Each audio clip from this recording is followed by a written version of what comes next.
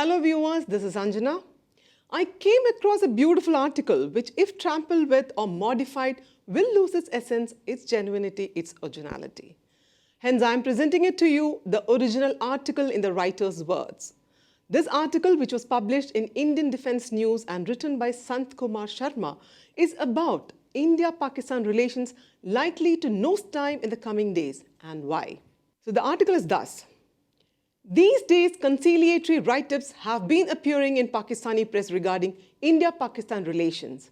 Different newspapers and TV channels have carried reports and commentaries by experts extolling the virtues of improved relations between the two neighbours.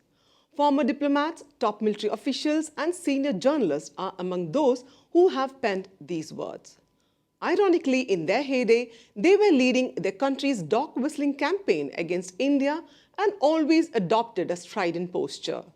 They seem to have realized that without friendly relations with India, Pakistan is unlikely to emerge as a stable nation, let alone a prosperous one. All this is happening at a time when we can see a significant downturn in relations in the days ahead.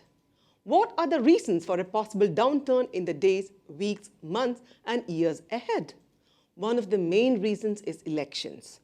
Elections are scheduled in both countries in the later part of this year and early 2024, respectively. Elections in Pakistan can happen 6 months from now, once the current National Assembly, that is the Pakistan Parliament, completes its tenure. In India, it will be a further 6 months away. But who can talk of Pakistan with any degree of certainty? It is never far away from another dose of military rule, and it is always with the best of intentions that past military dictators impose themselves on Pakistan.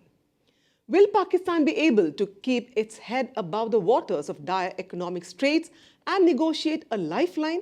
Or will it sink further into chaos of all types, economic turmoil, civil unrest, political instability, and military hegemony?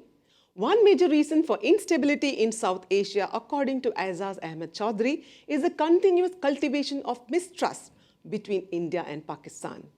Some attempts were made to build mutual confidence, but they were never enough to help the countries establish a normal, good neighbourly relationship. The most important phrase in what Chaudhry said appears to be continuous cultivation of mistrust between the two nations. What is the reason for this mistrust? Well, our official position is that terrorism fostered by Pakistan in Jammu and Kashmir, as also elsewhere in India, is a primary reason for distrust. On the other hand, Pakistan claims repeatedly that the unresolved Kashmir dispute is an impediment to better India-Pakistan relations.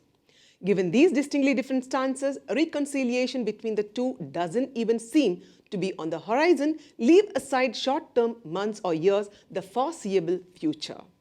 Incidentally, a new bipolarity is emerging in global geopolitics, with China as a second pole to the world's largest military and economic power, the US. Here too, India and Pakistan are being sucked into these opposite camps, with the former getting closer to the US and the latter always singing paeans for China. Who started the 1947 war between the two nations? Well, it started after Pakistan tried to capture Jammu and Kashmir in October 1947. Who started the 1965 India-Pakistan war? It cannot be blamed on India as Pakistan started it. Who started the 1971 war between India and Pakistan? Well, Pakistan again. It was on December 3rd, 1971 that 11 of India's airfields were attacked by Pakistan. Gathering itself back, India launched a counter-attack, and by December 16th, East Pakistan was no more. It had cut itself loose from its western wing, and Bangladesh, a new nation, was born. India had ably played the midwife in this birth, if you please. Who started the 1999 Kargil war? It was Pakistan again, and the whole plan had been made by General Pervez Musharraf. Ironically, the architect of Kargil was the one person who made the most noise about the need for improved India-Pakistan relations. Ironical it may seem again that the Musharraf era, as his years at the helm in Pakistan are often described, was perhaps the best period in Indo-Pak relations. Going back to the 1965 war, one needs to remember that J&K was the prime target of Operation Gibraltar back then. Pakistan had calculated that capturing geographical areas where the upper stems of western rivers ran was something it could easily do. These western rivers, the Chenab in the Jammu region, the Jhelum flowing in Kashmir Valley, and the Indus flowing through Ladakh are once again poised to be a huge thorn between the two nations. This is what the notice from India to Pakistan on opening discussions to renegotiate Indus Waters Treaty (IWT) issued on January 25th this year portends. The notice is akin to the short official trailer of a full-length feature film released before the movie hits the theatres. Described in another way, it can be said that the notice is just the barely visible thin edge of the wedge that India wants to drive in. Ever since Pakistan was born, hostile propaganda, terrorist proxies, and open wars have been Pakistan's methods to get the better of India. All these attempts have failed, and there is no reason to believe that these will succeed now. Suppose two persons are asked to draw lines and someone is made a judge. In this contest, there are two ways to win. One is to rub off the rival's line partially so that your own line appears longer.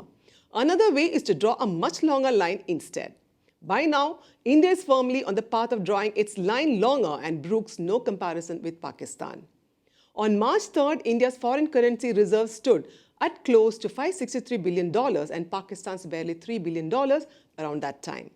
At present, Pakistan is trying to get funds from International Monetary Fund (IMF) for the 22nd time since its inception.